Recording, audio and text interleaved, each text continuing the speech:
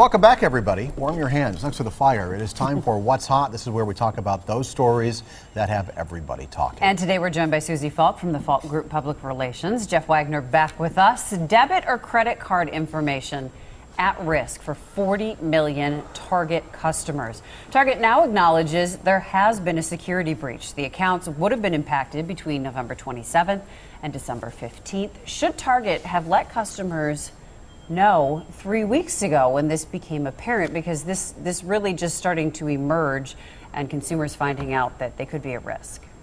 I think, well, I don't know that Target knew exactly what was going on 3 weeks ago. They probably didn't understand the extent of it, and so my guess is that they were trying to gather information.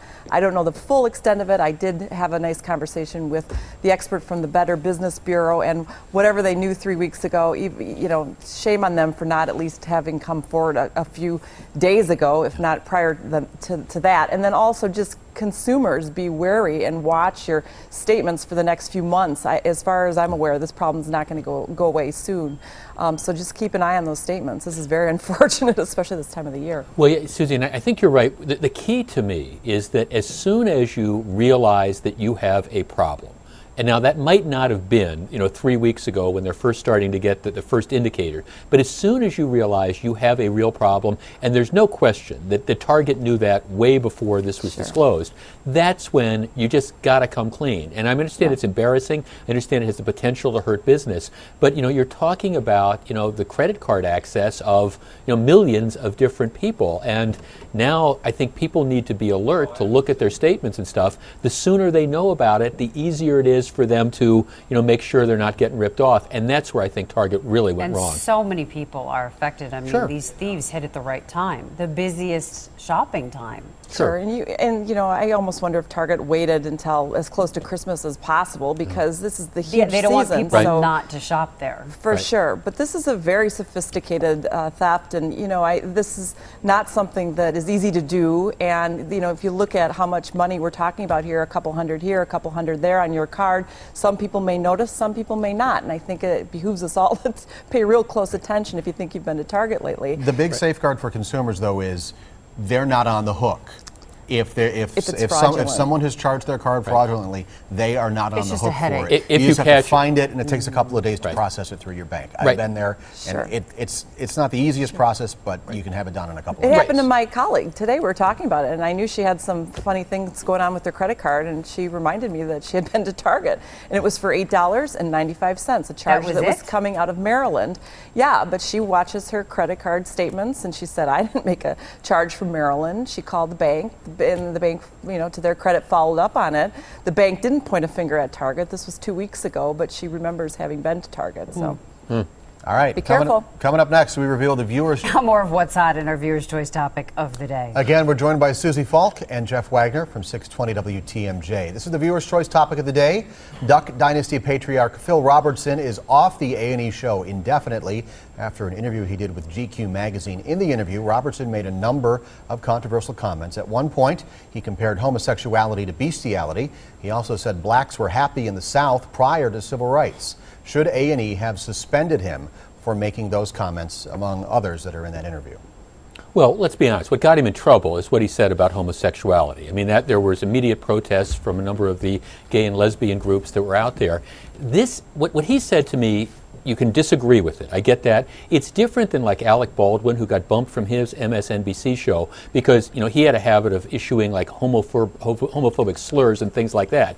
This is Phil Robertson expressing his biblical interpretations and his religious beliefs. And like I say, you can disagree with him.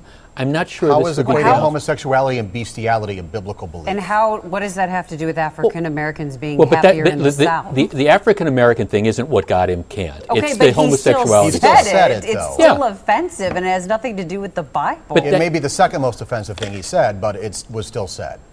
I understand. So your point is, let's talk about the homosexuality thing, because the other thing is a red herring. Her opinion. She had her own show, and she got bumped. But what's the difference? Okay, but what she was talking about was racist things.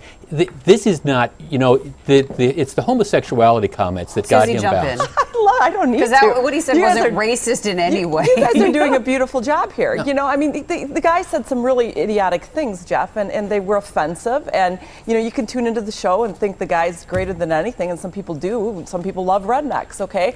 But I think for A&E, the network, to bump him or say, you know what, we don't want this, they have every right to do that. Okay, it's free speech all around. But it's their business. Well, sure, they have a right. No, don't get me wrong. They have a right to do that. They have a right to say that.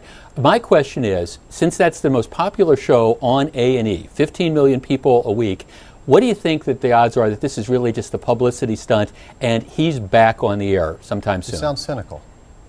Why would it be a publicity stunt if it's the most watched? They don't need the publicity. Do you think he's going to be back on the air? Do you think that he's going to be really taken off of the show? No, he will be back on the air. And here's the thing, A&E had to do this. They had to do this because it's the right thing by their advertisers, and they're all sitting back loving it because we're talking about it, and people are going to tune in to hear what the knucklehead's going to say next, you know. Unfortunately, most of us don't watch TV for, you know, the morality or the values that we get out of television. We watch it because people say really stupid things, like Paula Dean, like this Yahoo. I've never seen the show, but I guess it's entertaining. I don't have cable. I just want to point that out. I have never seen this show. But I don't have the time. Boycott it if you I don't have the time. If you disagree with what the guy said, don't watch the show. You know, he's an idiot. All right, time for our lightning round. We've all heard the saying, happy wife, happy life. That brings up an age-old question in marriage. Would you rather be happy or right? Hey, Jeff, you go first. Happy. happy, Both. not even close. Happy. Wow. Susie said both. No. But that's the female perspective. She wants to be happy and right. I would like to No, be right no. because you know what? If you're right or you think you're right, at least you're standing true to your convictions, which down the road will make you a better person. And I think probably a person that more people would want to be around. Happy. That means you're spineless. That means you say things just to get off easy. It's instant gratification. No. Right any day of the week. But I think you have to bend a little bit, otherwise it's going to break.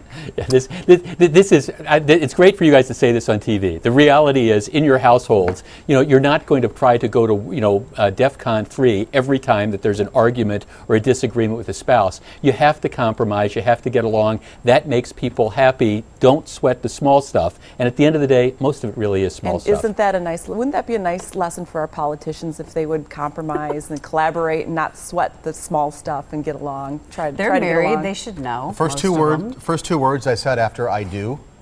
Yes, dear. You're right. And then you got the honey-do list. The What's Hot discussion continues online. Find that page at tmj4.com/hot.